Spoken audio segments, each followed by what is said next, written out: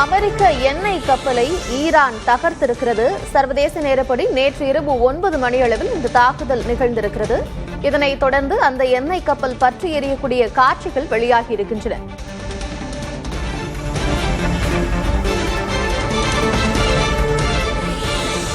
பாரசீக வளைகுடாவில் இருந்த கப்பலை ஆளில்லா படகு மூலமாக ஈரான் தாக்கியிருக்கிறது. இதனைத் தொடர்ந்து அந்த எண்ணெய் கப்பல் பற்றி எரிந்திருக்கிறது. சர்வதேச நேரப்படி நேற்று இரவு 9 மணியளவில் இந்த தாக்குதல் நிகழ்த்தப்பட்டிருப்பதாக தகவல் வெளியாகியிருக்கிறது.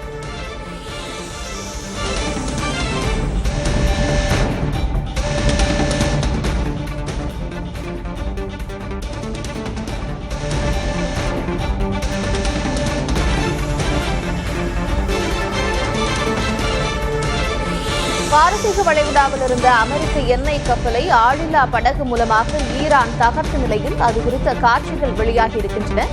சர்வதேச நேரப்படி நேற்று இரவு 9 மணியளவில் இந்த தாக்குதல் நிகழ்ந்திருக்கிறது.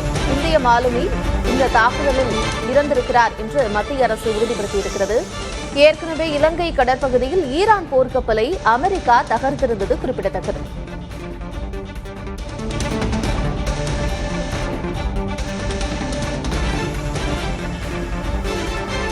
அமெரிக்க எண்ணெய் கப்பல்களை ஈரான் தாக்கி அழித்திருக்கிறது. அந்த அண்மை செய்தியை பார்க்கிறோம். அது குறித்த காட்சிகளையும் பார்க்கிறோம். எண்ணெய் கப்பல் பற்றி எரியக்கூடிய காட்சிகளை பார்க்க முடிகிறது. இந்த தாக்குதலில் இந்திய மாலுமி இறந்ததை மத்திய அரசும் உறுதிப்படுத்தியிருக்கிறது. ஏற்கனவே இலங்கை கடற்பகுதியில் ஈரான் போர்க்கப்பலை அமெரிக்கா தகர்த்த நிலையில் அமெரிக்க எண்ணெய் கப்பல்கள் 2 கப்பல்களை ஈரான் தகர்த்திருக்கிறது. பாரசீக வளைகுடாவில் இந்த தாக்குதல் நிகழ்ந்திருக்கிறது. சர்வதேச நேரப்படி நேற்று இரவு 9 மணியளவில் இந்த தாக்குதல் நடைபெற்றிருக்கிறது.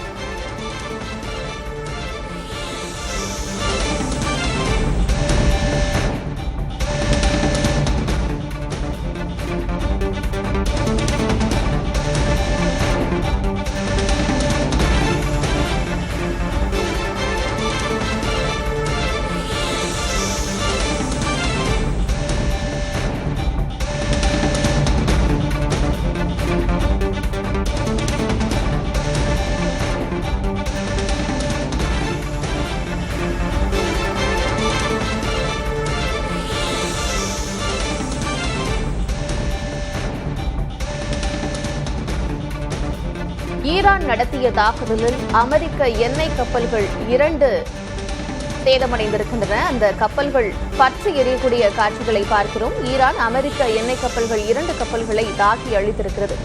ஆளில்லா படகு மூலமாக பாரசீக வளைகுடாவில் இந்த தாக்குதல் நிகழ்த்தப்பட்டிருக்கிறது.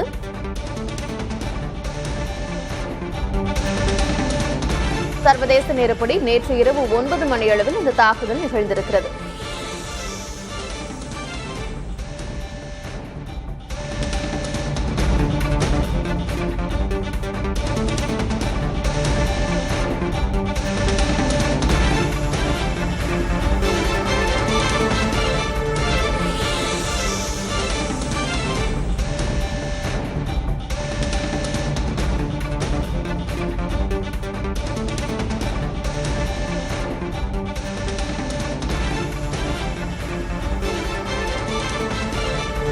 ஈரான் நடத்திய இந்த தாக்குதலில் இந்திய மாலுமி இறந்ததை மத்திய அரசு உறுதிப்படுத்தியிருக்கும் நிலையில் இந்த கப்பல்கள் எரியக்கூடிய காட்சிகளை பார்க்கிறோம்.